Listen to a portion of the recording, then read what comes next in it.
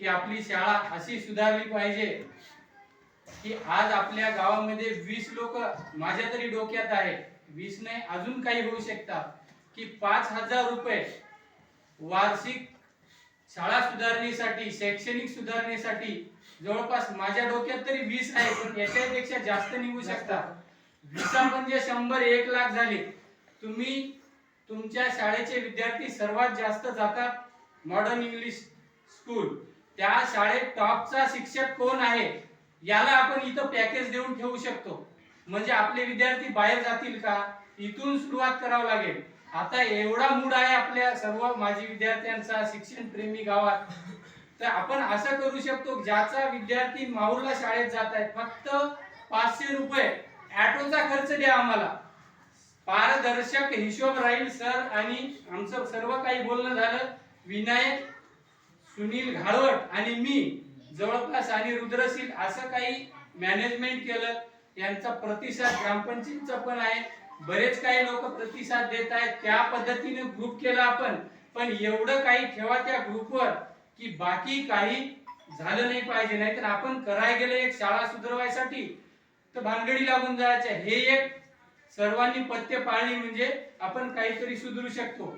या आपल्या मोहिमेमध्ये सर्व काही जे शिक्षण समिती असेल ती काही आपल्याला साथ देणारच आहे, पण राजकारण हा बाजूला विषय असला तरच आपण इथे सक्सेस होऊ शकतो.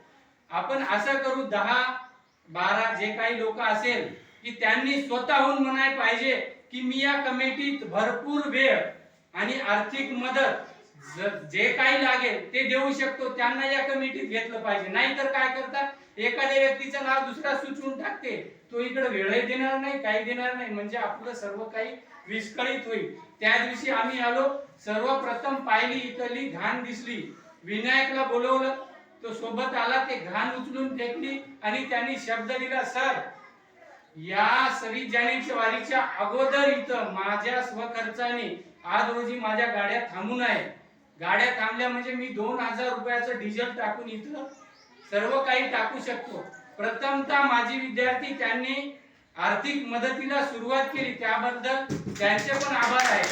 असे काही ज्याचे ज्याचे शाळा सुधारण्यासाठी विचार आहे, जे कोणी इथं येऊन बोलत नसेल जागेवरून बोलू शकता. अशा चर्चा झाल्या तर आपण शाळा सुधारण्यासाठी काहीतरी वेगळं करू शकतो. नाहीतर आपला विषय वेगळा राहायचा, ग्रुप बनवला त्याच्यावर वेगळे विषय यायचे, मतभेद वेगळे व्हायचे.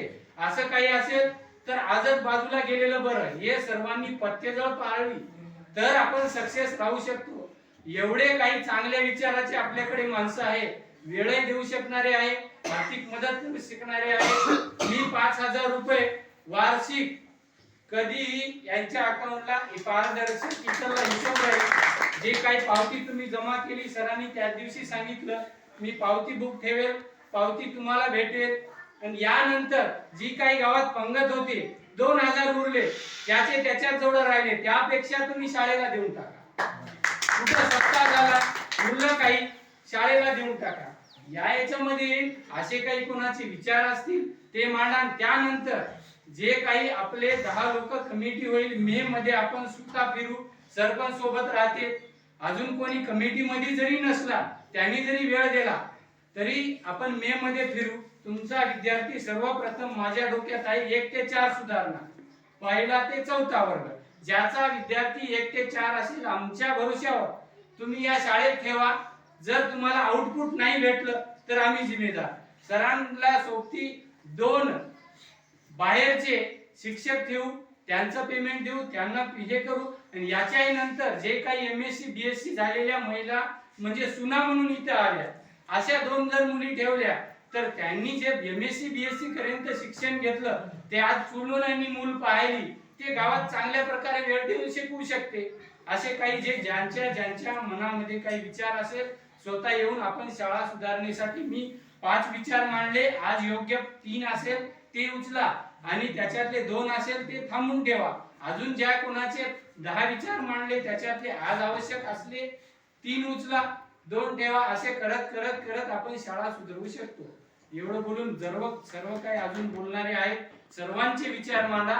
फक्त गडबड करू नका, संपला म्हणल्यानंतर घरी जा, म्हणजे आपण शाळा बरोबर आहे.